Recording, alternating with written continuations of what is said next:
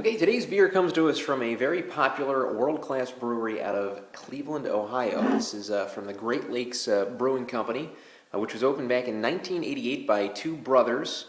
In 2011, it was actually the 18th largest overall craft brewery in the United States, and the 27th overall brewery, micro and macro, in the U.S. Now, it was established by brothers Patrick and Daniel Conway. And today we have a beer that is one of their staples. They have a lot of really world-class, highly rated beers. This one is called Eliot Ness.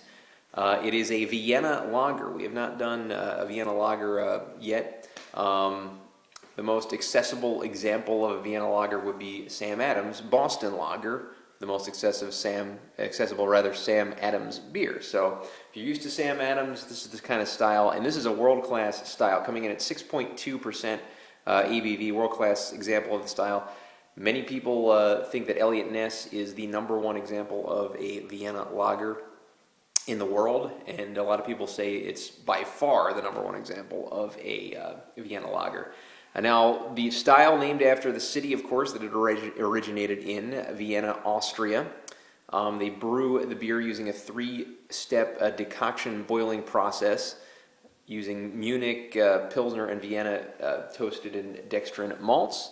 And now, a lot of examples of Vienna lagers actually come from south of the border, in Mexico, believe it or not. And that kind of stems from a 19th century insurge of Austrian settlers that brought the Vienna lager beer style to fruition. Now, as I said before, this is the #1 rated Vienna lager on Beer Advocate. And there's actually a reason that it's called Eliot Ness. They just didn't randomly slap Eliot Ness's name on this beer. Of course, he was a very famous prohibition agent and director of public safety in Cleveland. Now, he actually frequented a tavern that was where the Great Lakes Brewing Company brew pub stands now. So Eliot Ness, basically the spirit of Eliot Ness, I guess you could say, is in this beer, in that it's brewed at a place where Eliot Ness actually himself was at. And actually, the co-founders, who are brothers, as I mentioned, their mother served as one of Eliot Ness's stenographers during his time in Cleveland. So there's definitely good reason that this beer is called Eliot Ness. 27 ABUs, so not the most hoppy beer in the world. And I'm looking very forward to opening this up because, again, first review of the beer, this style, and this is supposedly the #1 Vienna lager in the world. We'll pour it into a Pilsner glass. Don't really have a good enough flute glass that is a beer flute. And we see that kind of like brownish color that you're used to seeing from Sam Adams Boston Lager, just almost Oktoberfestish, just almost amber. Actually, it is a very amber kind of colored ale.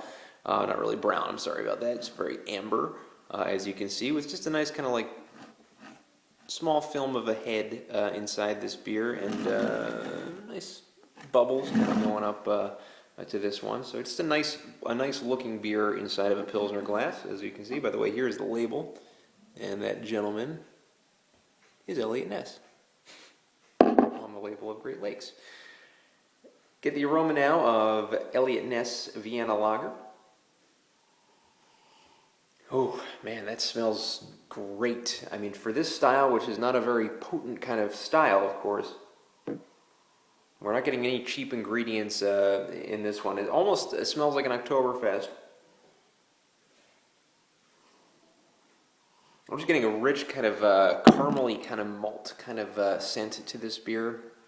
Nothing harsh at all on the nose, and nothing too potent either on the nose. Almost like a hint of chocolatey kind of resin to this beer. It's just a nice candied kind of smell, but not overwhelmingly candied. Just a great smell to this beer. One of the better smelling lagers that I can tell you about. Usually lagers are nothing to write home about as far as the aroma, but this one definitely is a great aroma. As you can see, this is like the 5th time I'm smelling it. Let's get the taste now of Eliot Ness.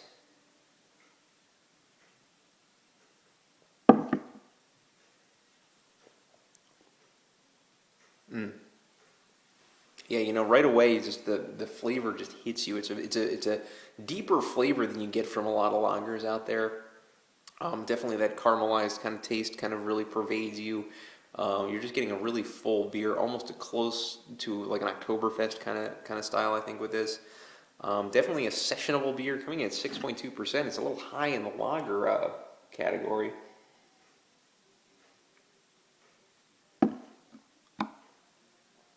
But it just is just a wonderful tasting beer. I mean, for this style, lagers usually aren't some of the highest rated beers out there.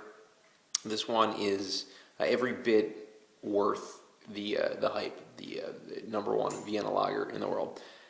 I like Sam Adams too. I like the Boston Lager, but this one is much better. And for this style, I'm going to have to give Great Lakes Eliot Ness Vienna Lager a 9 out of 10.